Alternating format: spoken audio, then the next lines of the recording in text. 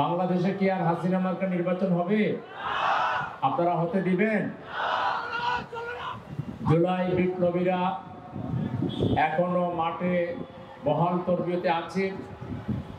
হাজার হাজার জুলাই যোদ্ধা যারা এক পা দিয়েছে, এক হাত দিয়েছে, এক চোখ দিয়েছে, তারা বলেছে আমরা দ্বিতীয় পা, দ্বিতীয় হাত, দ্বিতীয় চোখ দিতে রাজি আছি, তবুও বাংলাদেশের নব্য ফ্যাসিবাদ আমরা কায়েম হতে দেব না। সুতরাং কেউ যদি দিবা স্বপ্নে বিভোর থাকেন যে যেন তেন নির্বাচন করে বাংলাদেশের ক্ষমতায় আসবেন, তাহলে আপনারা স্বপ্ন দেখতে থাকেন। জনগণ আপনাদেরকে যথাসময়ে ব্যালটের মাধ্যমে লাল কার্ড দিয়ে যে পথে হাসিনা গেছে সেই পথে আপনাদেরকে পাঠিয়ে বাংলাদেশে সাহস থাকলে নির্বাচন খেলবার মতো ভালো প্লেয়ার হয়ে খেলতে আসেন।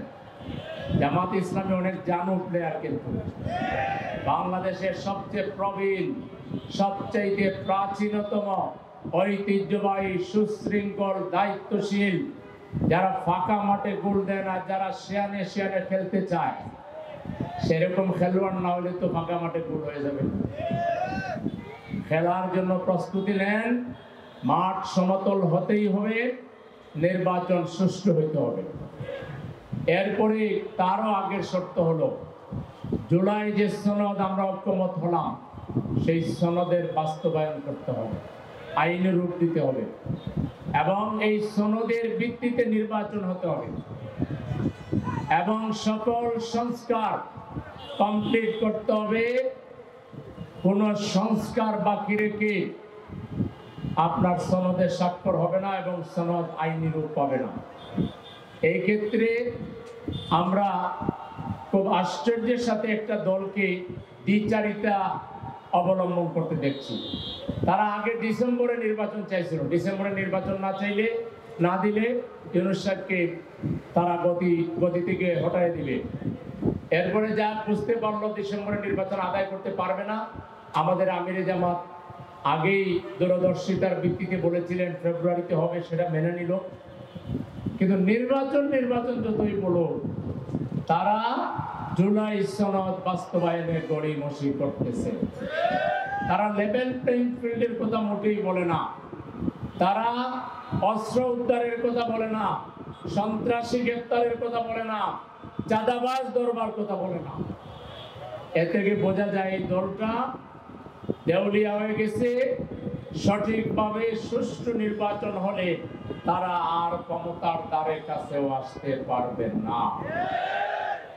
সুতরাং সামনে জামাত ইসলামীকে দেশের জনগণ পজিটিভলি দেখতেছে, কারণ জামাত ইসলামী সবচেয়ে অভিজ্ঞ রাজনৈতিক দল, জামাত ইসলামী সুশৃঙ্খল রাজনৈতিক দল, জামাত ইসলামীর লোকেরা লেখাপড়া করে, জামাত ইসলামীর লোকদেরকে প্রশিক্ষণ দিয়ে 54 বছরে তৈরি করা হয়েছে।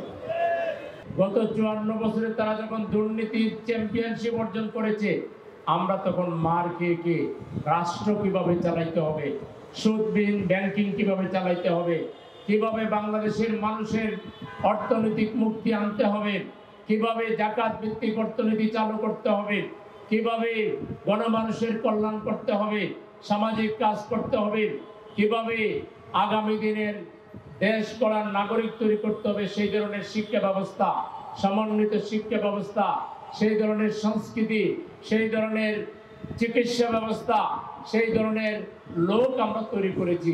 যখন তারা চাঁদাবাজি, টেন্ডারবাজি, খুন, দর্শন, মারামারি, কাটাকাটিতে লিপ্ত, একটা দল বাংলাদেশের ক্ষমতায় যাওয়ার আশা করে, কিন্তু সেই দলটা নিজ দলের উপরেও নিয়ন্ত্রণ রাখে না। তো এইরকম একটা দল বাংলাদেশ চালাইতে পারবে? একটা টানাও চালাইতে পারবে না। ওরা বলে আমরা তো আগে চালাইছি, আগে যে নেতারা ছিল এখন আর নাই। তারা যে দর্শনের উপরে রাজনীতি করতো, আপনারা সেই দর্শনে নাই। তারা ছিল ভারত বিরোধী চেতনায়, আপনারা ভারত প্রেমী মশগুল।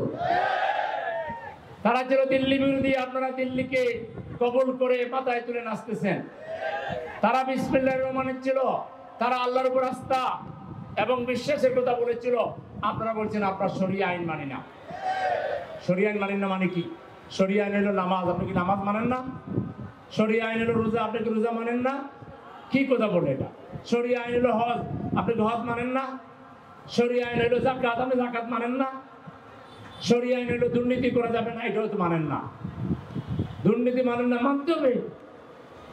শরিয়া আইন কায়েম হইলে দুর্নীতি থাকবে না। শরিয়া আইন মানে এমন কিছু না যেটা মানুষ বুঝে না। শরিয়া আইন হলো ঘুষ বন্ধ হয়ে যাবে। 20, 22, 30 বছর পড়ালেখা করে আপনার ছেলেটা একটা চাকরি পেল, সেই চাকরির জন্য তাকে আপনার আরো 10 লাখ, 20 লাখ, 30 লাখ টাকা ঘুষ দিতে হবে। আপনারা এই ঘুষ চালু রাখতে চান? আমরা ঘুষের একেবারে মূল সুদ্ধা বাংলাদেশকে থেকে উৎখাত করে দিব। জামাতের হাতে ক্ষমতা দিবে, বাংলাদেশে একটা অফিসে চাকরির জন্য, ট্রান্সফারের জন্য 1 পয়সার দুর্নীতি করবে, ঘুষ খাবে বা ঘুষ দিবে, এই স্বপ্ন কেউ দেখতে পারবে না। ঘুষ বন্ধ হয়ে যাবে, সিন্ডিকেট বন্ধ হয়ে যাবে, বাজারে ইচ্ছে মতো মাল আপনার স্টক করতে পারবেন না, আর কম দামের মাল বেশি দামে বিক্রি করতে পারবেন না, পচা আর ভালো মিলাইয়া বিক্রি করতে পারবেন না, ওজনে কম দিতে পারবেন না। এই শরিয়া আইন কায়েম হইলে লাভ কারো, এটাও শরিয়া আইন। কার লাভ হবে? পাবলিকের লাভ হইবে। আপনার তো খালি নিজের লাভ চান।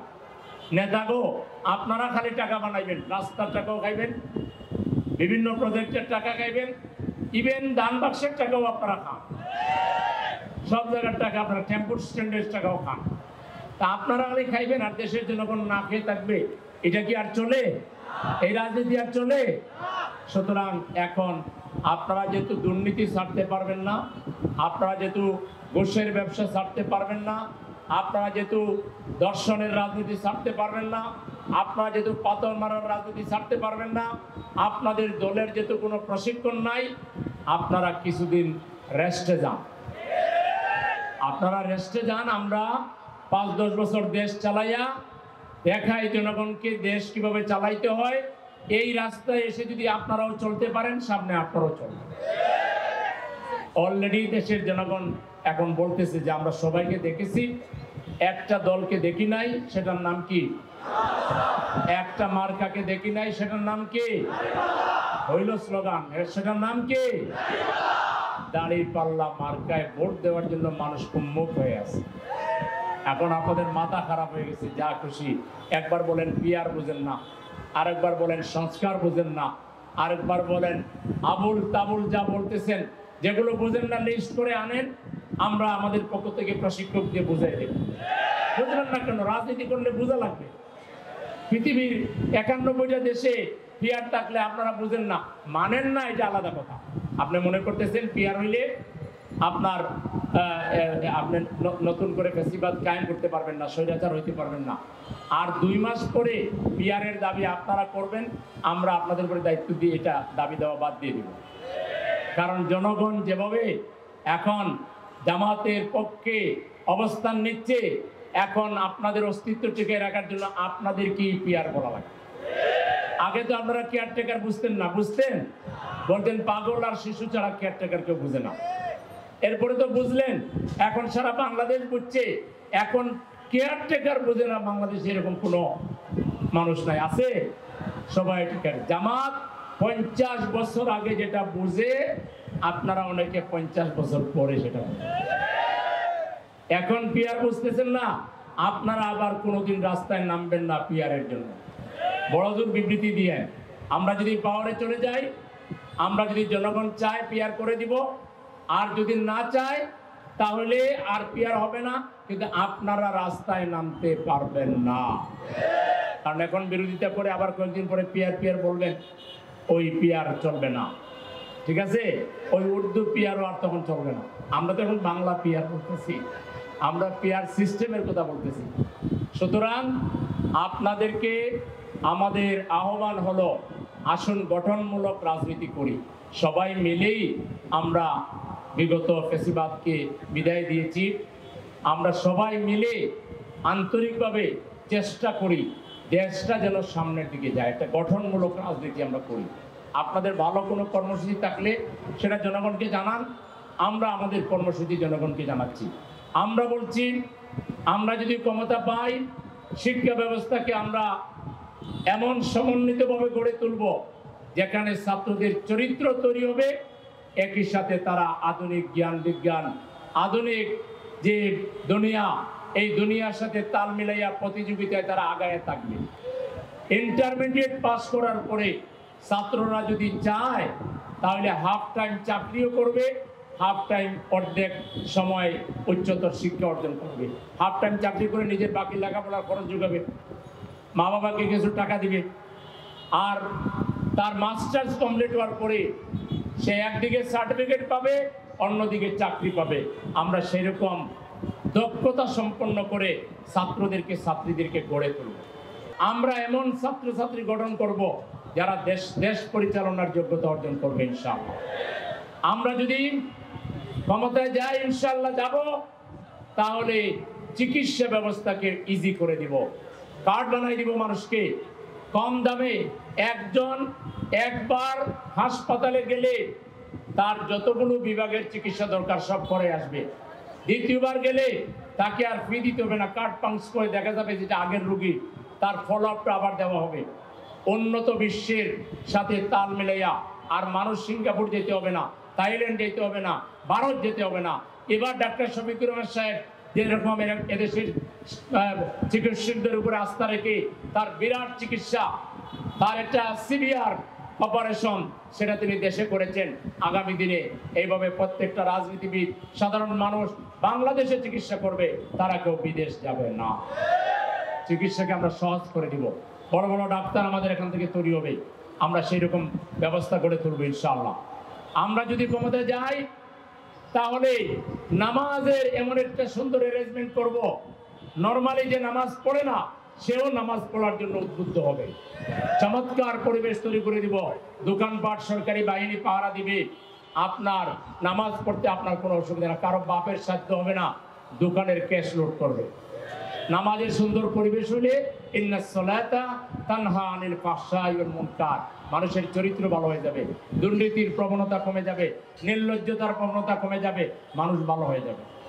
আমরা যদি ক্ষমতায় যাই, রাষ্ট্রীয়ভাবে যাকাত আদায় করে আমরা গরিবদেরকে এমনভাবে পুনর্বাসন করব, শুধু যাকাতের টাকা দিয়ে 80-90% গরিব পুনর্বাসন করা সম্ভব হবে। বিদেশ থেকে টাকা আনবে না, লাগবে না। এই থিম তো আপনারা বোঝেন না, আপনারা তো শরিয়া আইন মানেন না। আমরা যদি এদের এই থানা, পাড্ডা থানা, এখানে যদি 5 কোটি টাকা জাকাত উঠে, তাহলে 5 কোটি টাকা জাকাত নিয়ে এখানে যদি 3000 ফ্যামিলিকে এক বছরে টার্গেট করা হয়, কাউকে 5 লাখ, কাউকে 10 লাখ দিয়ে দোকান করে দেওয়া হলো, কারো মেয়ে বিয়ে দিবে তাকে 5 লাখ দিয়ে দেওয়া হলো, কেউ বিদেশ যাবে তারে 10 লাখ সাহায্য করা হলো।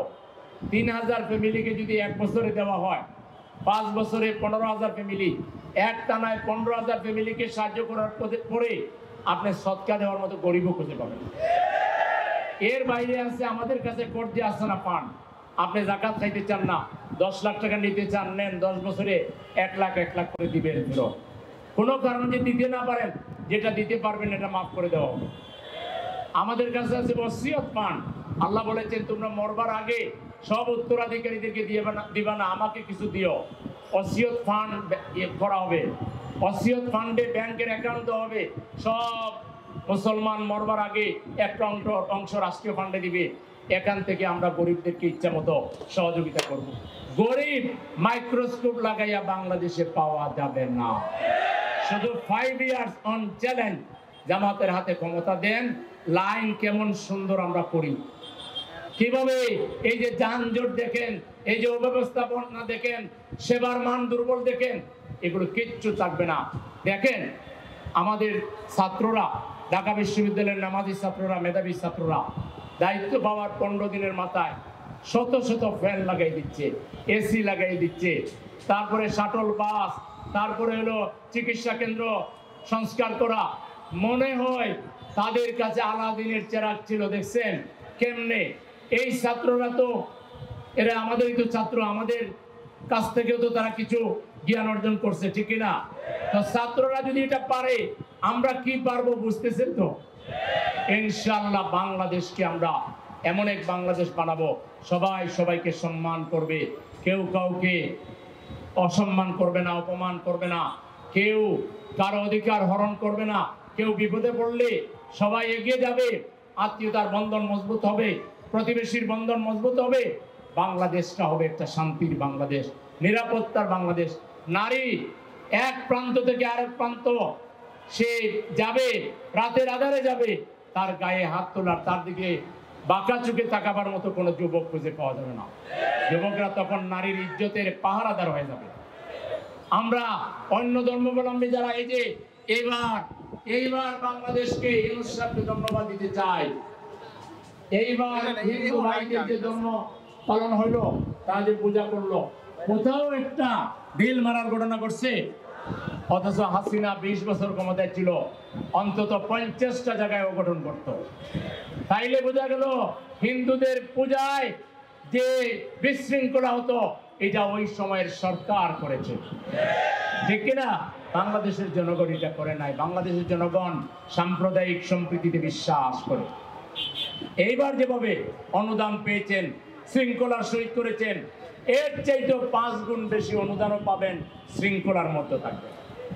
কারো কোনো বাপের বেটার মানে ইয়ে হবে না, সাহস হবে না যে আপনাদের কোনো মন্দিরে কিংবা কোনো পূজা পার্বণে যে বাধা দেওয়া। স্বাধীনভাবে প্রত্যেকটা ধর্মের লোকেরা ধর্মকর্ম পালন করবে, প্রত্যেকটা ধর্মের লোকেরা তাদের নাগরিক রাইট তারা ভোগ করবে। একটা বার দল ধর্ম এগুলো উঠতে উঠে আপনারা জামাত ইসলামীকে সমর্থন করেন। জামাত ইসলামী আপনাদেরকে একটা শান্তিপূর্ণ একটা বাংলাদেশ আপনাদেরকে উপহার দেবে।